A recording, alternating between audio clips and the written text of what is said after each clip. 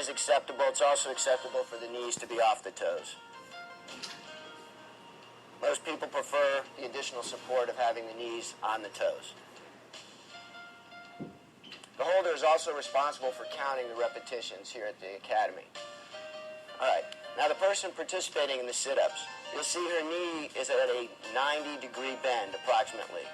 You don't want to have your hips so close to your heels that you have no bend here, or so far back that you have very wide angles. She's in the starting position, which is laying flat on the ground. Her fingers, if you wish, are interlaced behind the head, and they must stay interlaced throughout the repetitions.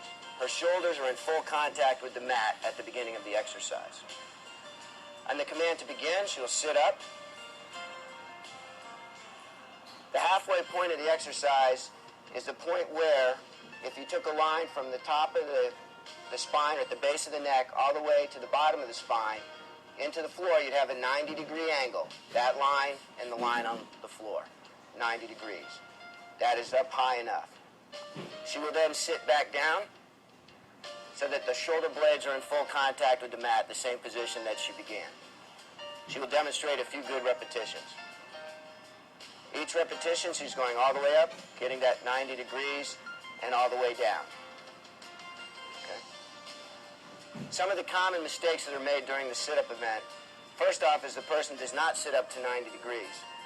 You can see at this point, if you drew the line, she would not have a straight line to the floor. All right? Back down. The other mistake that's made is she may sit all the way up correctly, but on the return, she does not allow the shoulders to come in full contact with the mat. All right? So again, good repetition all the way up, 90 degrees, all the way down, shoulders full contact in the mat. The fingers must stay interlaced behind the head throughout, and the individual must also keep his or her hips on the ground throughout. If she brings the hips up in order to propel her body, that does not count. Okay?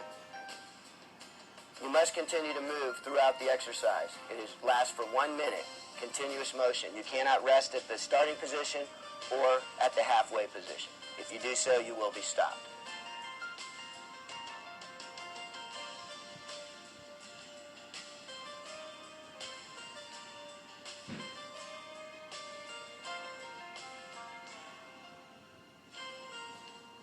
The second event on the PFT is the 300-meter sprint.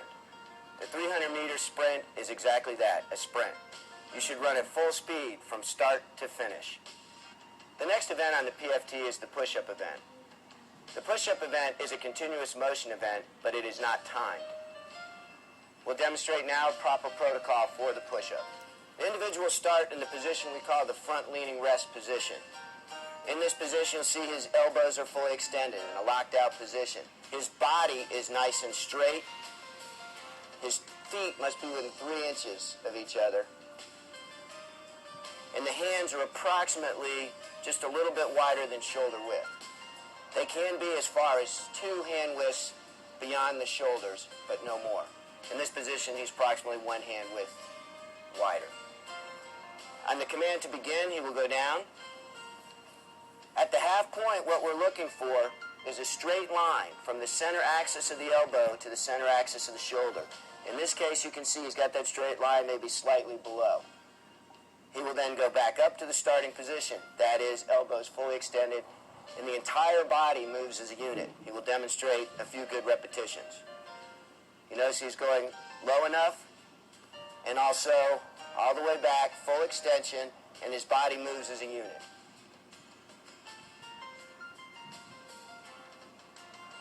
Okay, some of the common mistakes that we see. First, he allows his hips to sag. So his back is no longer straight. Now what happens is his hips hit the ground before his shoulders are able to get low enough to be in line with the elbows. Another mistake is, if the back is straight, is he puts his head down. Now as he comes down, he believes he's closer to the ground than he actually is, and again, as a result, he does not get low enough. Okay? Other mistakes may be that he moves different parts of the body instead of moving as a unit.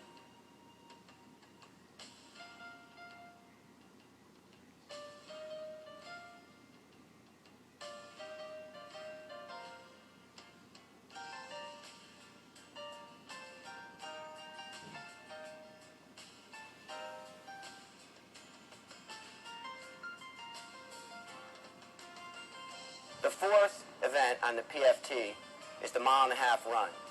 The 1.5 mile run takes place on a quarter-mile track. You run 6 laps around the track at your maximum ability. The final event of the PFT is the pull-up event.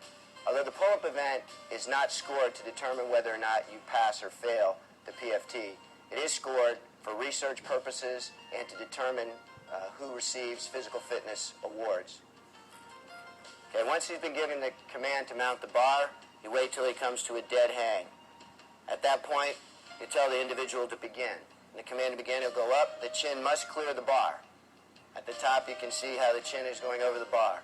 As he comes back down, his elbows must fully extend. Okay. Those are good repetitions. Some of the common mistakes are he goes up but not high enough and back down. Chin doesn't clear the bar. That does not count.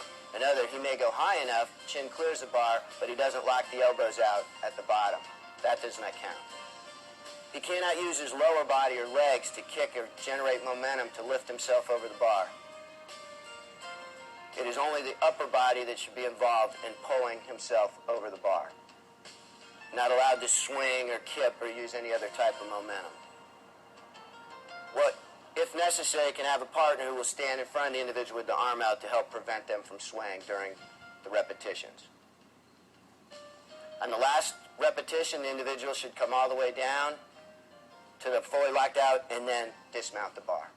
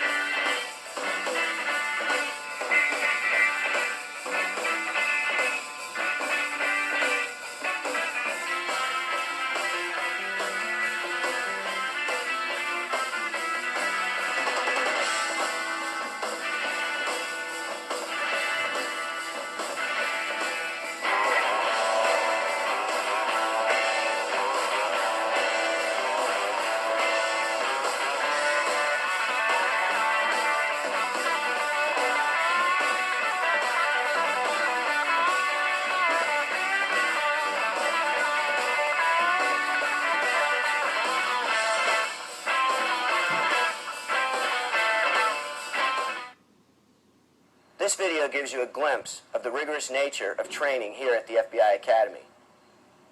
You are expected to arrive at the FBI Academy in top physical condition, prepared to meet each and every challenge before you. It is your responsibility to work out, improve your physical fitness by increasing your strength and endurance before you arrive at the Academy.